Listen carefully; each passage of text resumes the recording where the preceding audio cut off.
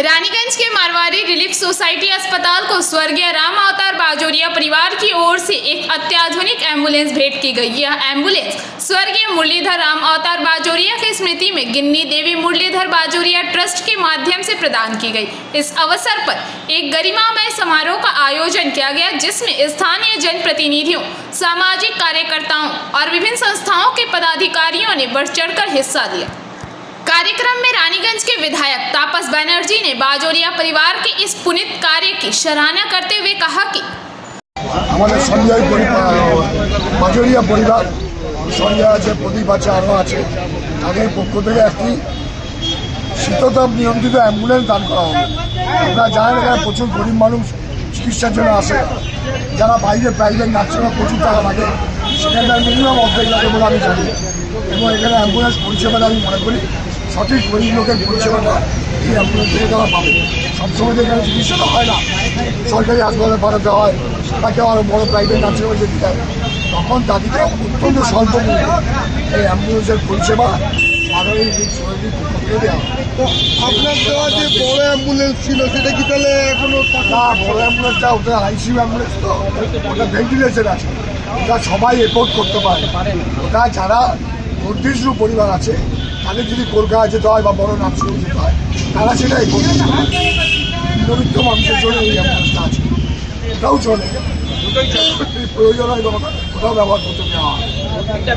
ওটা কম आसनसोल रामकृष्ण मिशन के स्वामी सोमात्मानंद जी महाराज ने अपने संबोधन में स्वामी विवेकानंद के विचारों को साझा करते हुए मानव सेवा सर्वोपरि के सिद्धांत पर जोर दिया। उन्होंने कहा कि प्रत्येक व्यक्ति को समाज और देश के प्रति अपने कर्तव्यों को समझते हुए कार्य करना चाहिए। उन्होंने प्रेरणादायक शब्दों में कहा कि एम्बुलेंस परिसेवा आरो मानुष पावे সেই উপলক্ষে আমরা সবাই এখানে উপস্থিত হয়েছি। অনেক সময় আমরা বেশ অনেক কিছু জানলাম, বিশেষ করে মারওয়াড়ি হসপিটাল তাদের যে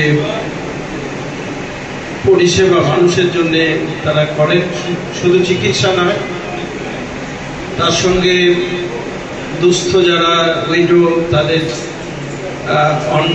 आसनसोल नगर निगम के चेयरमैन अमरनाथ चटर्जी ने रानीगंज में समाज सेवा के क्षेत्र में निरंतर सकारात्मक परिवर्तनों को रेखांकित किया। उन्होंने समाज के सभी वर्गों से ऐसे कार्यों में सक्रिय रूप से भाग लेने का आह्वान किया। বিমল দেব বাবু রয়েছেন এবং আমার খুবই শ্রদ্ধেয় ওম বাজোরিয়া বাবু রয়েছেন এবং সঞ্জয় বাজোরিয়া রয়েছেন, তার পরিবারের প্রদীপ রয়েছে, আমাদের পবন রয়েছে। তাদের মাধ্যমে আজকে আরেকটা সেবা করার জায়গা তারা তৈরি করে দিল, মানুষ যাতে সেই সুযোগটা পায়। দেখুন, আমরা সকলে নিজের নিজের ধর্মের মধ্যেখান দিয়ে নিজের কে আমরা বিকশিত করি এবং আমরা সেই জায়গায় নিয়ে যাই। হিন্দু ধর্মের বলে যে ভগবানকে যদি আমরা আহার গ্রহণ করাতে চাই, বলে ভগবান তিন মুখে গ্রহণ করে খাবার। এক হচ্ছে ব্রাহ্মণের মুখে গ্রহণ করে, এক হচ্ছে অগ্নি মুখে গ্রহণ করে, আর একটা হচ্ছে গরুর মুখে গ্রহণ করে। আমরা সেই বিশ্বাসেই কিন্তু রাখি। আবার যত যুগ পরিবর্তন হয়েছে, আবার তখন আবার কেউ কেউ সৃষ্টি করেছেন যে জীবে প্রেম করে যেই জন সেই। रानीगंज टीएमसी टाउन अध्यक्ष रुपेश यादव ने विकास की गति में उतार चढ़ाव को स्वाभाविक बताते हुए समाज के प्रति समर्पण की अनिवार्यता पर जोर दिया। उन्होंने कहा कि अच्छे कार्यों के लिए परिस्थितियां हमेशा अनुकूल नहीं होती, फिर भी प्रयास जारी रखना चाहिए। पत्रकार विमल देव गुप्ता ने अपने वक्तव्य में शहर के विकास प्रक्रिया को लेकर चिंतन की आवश्यकता पर बल दिया और इस दिशा में सभी को मिलकर काम करने का आह्वान किया। इस अवसर पर रानीगंज भाजपा मंडल अध्यक्ष शमशेर सिंह, रानीगंज बोरो अध्यक्ष मुजम्मिल शहजादा और बाजोरिया परिवार की ओर से संजय बाजोरिया ने भी सभा को संबोधित किया। उन्होंने दोहराया कि सेवा भाव उनकी पारिवारिक परंपरा का हिस्सा है और वे भविष्य में भी ऐसे कार्यों के लिए सदैव तत्पर रहेंगे। मारवाड़ी रिलीफ सोसाइटी अस्पताल के मुख्य सलाहकार आरपी खैतान ने कार्यक्रम का संचालन किया। उन्होंने बताया कि अस्पताल कम खर्च में अधिकतम चिकित्सा सेवाएं प्रदान करने के लिए प्रयासरत है। उन्होंने यह भी जानकारी दी कि विधवा माताओं के लिए राशन, पानी और स्वास्थ्य सेवाएं निःशुल्क उपलब्ध कराई जाती है। श्री खैतान ने दानदाताओं के सहयोग से आधुनिक चिकित्सा सुविधाओं के विकास पर विशेष ध्यान देने की बात कही। बाजोरिया परिवार के सदस्य और गिन्नी देवी मुरलीधर बाजोरिया ट्रस्ट के ट्रस्टी तथा मारवाड़ी रिलीफ सोसाइटी अस्पताल के एग्जीक्यूटिव मेंबर प्रदीप बाजोरिया ने जानकारी देते हुए बताया कि এটা আমাদের দীর্ঘদিন ধরেই চলছিল। আমাদের বাবার কাজ শুরু এটা 2014 সালে যখন আমার মা মারা গেল, তখন আমার বাবা একটা অ্যাম্বুলেন্স এখানে মারুতি কো অ্যাম্বুলেন্স দিয়েছিলেন। সেই অ্যাম্বুলেন্সটা এখন এই 8-9 বছর হয়ে গেলে পুরো স্ক্র্যাপ মতন হয়ে গেছিলো, চলছিল না। তখন হসপিটাল কমিটি আমাদেরকে বললো কি আপনারা যে হসপিটালতে অ্যাম্বুলেন্স দিয়েছিলেন 2014 সালে, সেটা অনেক খারাপ কন্ডিশন হয়ে গেছে, একটা আপনি নতুন অ্যাম্বুলেন্স দেন। আমরা সঙ্গে সঙ্গে যে তোমার এটা আমাদের সেবা কাজ করার সবসময় ইচ্ছা থাকে, আমরা এগ্রি হলাম আর একটা নতুন অ্যাম্বুলেন্স আনিয়ে আজকে এই অ্যাম্বুলেন্সটা মারওয়াড়ি হসপিটালে শ্রদ্ধেয় রাজু খেতানজি হাতে হ্যান্ড ওভার করলাম। এটা যে অ্যাম্বুলেন্স এখানে আছে সেটা খুব বড় অ্যাম্বুলেন্স, টাউনে খুব কম চলে, আর মাইলেজও খুব কম আছে, একটু কস্টলি পড়ে, গরিব পেশেন্টের জন্য একটু কস্টলি পড়ে, খুব বড় অ্যাম্বুলেন্স।